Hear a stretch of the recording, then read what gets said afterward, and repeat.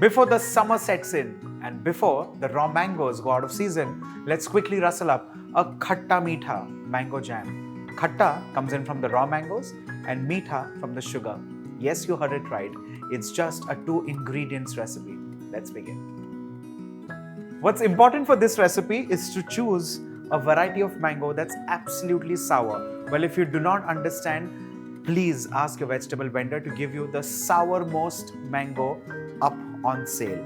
Well, this one is Desi variety. It has no name that I know of. Let's clean this nicely and put this straight to pressure cook. No cutting, no chopping, no removing of the cap, absolutely nothing. And to this, I'm going to add in water. Do not add in too much water because this is very similar to the way you would make a panha or a aam poda. But in that case, you would also use the water. In this case, all we need is the pulp and eventually the sugar, equal quantities. So I'm not adding in too much water. Let's light the flame, cover this and pressure cook this under 4 to 6 whistles. Now the whole idea is to get the mangoes absolutely mushy. What you need is the pulp of the mangoes and that's about it. Let's wait for 6 whistles.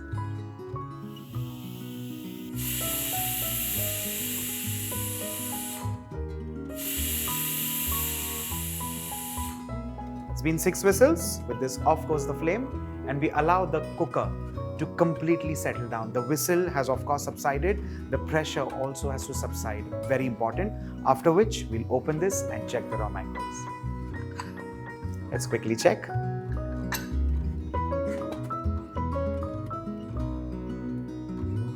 The mangoes have almost pulped up right here. Let's transfer this in a container. Because the next step is to actually separate the 3 different parts of this mango. The stone, of course, the skin and the pulp. What we need for the recipe further is just the pulp.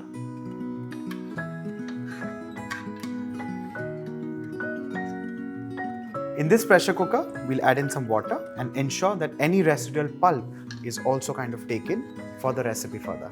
No wastages here. To this entire mixture, I'm going to add in half a cup of water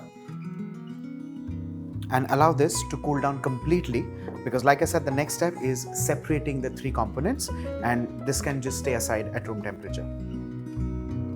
Now that the raw mangoes are at a manageable temperature, we need to separate the different components. The whole idea here is to use the same amount of water or liquid and not add anything else further because that will eventually affect the consistency and the texture of the recipe. So if you remember, 1 cup to begin with while boiling the mangoes and eventually half a cup to cool this mixture down. I'm additionally also using the mango pulp which is now retained on the side so that further cools down the mango. And finally, last bit of the pulp and the mixture. Of course, 1 stone that also needs to be pulled out. Well, eventually, if you think you've gotten slightly more adventurous and if there are bits of the skin, you need to strain all of that. My mouth is already watering because this is beautifully sour at this point in time. So that's where the khatta element of this jam comes in. The next step is to actually weigh this. Now, there are 2 ways of weighing this. You can either use the cup measure. So if, for example, if this is say 2 cups of the ready pulp, we'll add in 2 cups of sugar. Now, ideally, a jam recipe is equal parts fruit and sugar, but what I prefer is 3/4. So for 1 cup of pulp, I put 3/4 cup of sugar because I do not like it like teeth biting sweet. Just a little perfect here and there is just about good.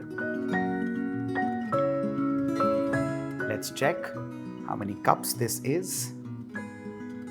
So this is roughly a cup of this sour pulp.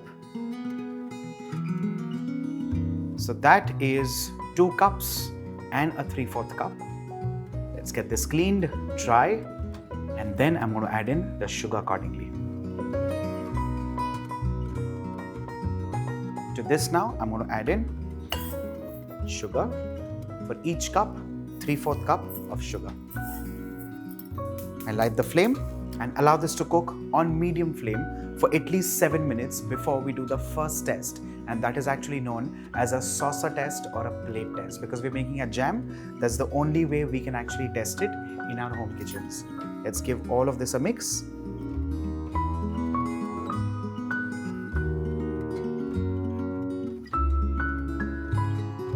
Roughly after around 3 minutes, you'll realize and see that all the impurities actually rise to the top of this mixture.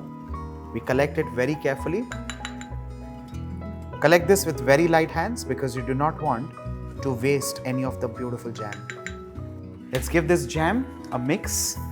Ensure that you scrape the sides as well, because that's where, if the sugar starts caramelizing, the color of the jam will completely change. Scrape the bottom and the sides of the pan like so. Now allow this to cook for a further 4 minutes. So a total of 7 minutes. It's been 7 minutes now. Time to lower the flame and do the plate test for this jam. Now for this you need a clean dry plate. Of course, no water, absolutely nothing. And onto this plate, I'm adding in a few drops of this jam. Just hold it for say 15 seconds and then you slightly turn it like so. While the jam is running down, there is no trail or no lip of water from under the jam onto the saucer. This means that the jam is done and ready. With this, off goes the flame. I'm adding in a pinch of salt to just balance in the sourness and the sweetness with a touch of saltiness. Well, I do not like flavoring this with anything. If you want to get adventurous, you can drop in a stick of cinnamon, maybe some cloves, some cardamom, some fennel, some cumin. Choice is completely yours, but I like it just like that.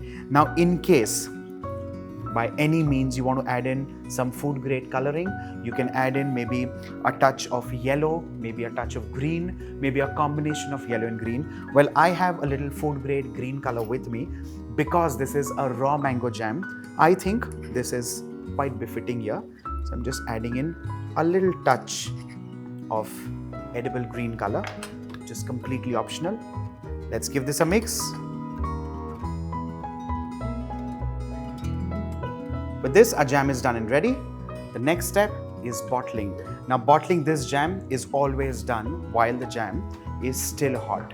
Now, this is very important because once the jam settles, you'll have to literally scoop it, and you do not want that to happen. You want the jam to settle inside the bottle itself. Now, it's also important to sterilize the bottle well.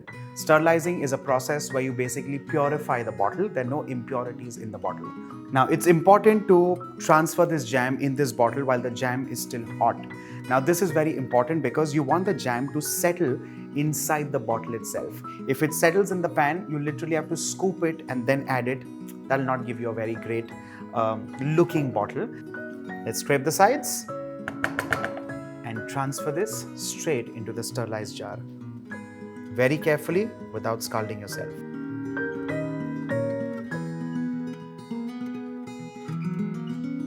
Now, another important trick here, or another important tip here rather, is to not cap the bottle at this point in time. You want this to actually completely settle down. You want this to come down to room temperature, and only after that will you cap this.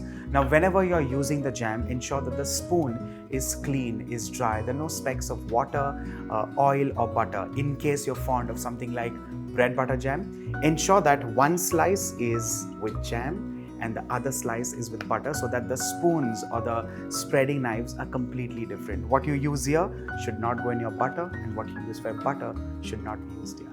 Simple. With this, your raw mango jam, khatta meetha jam, is done and ready.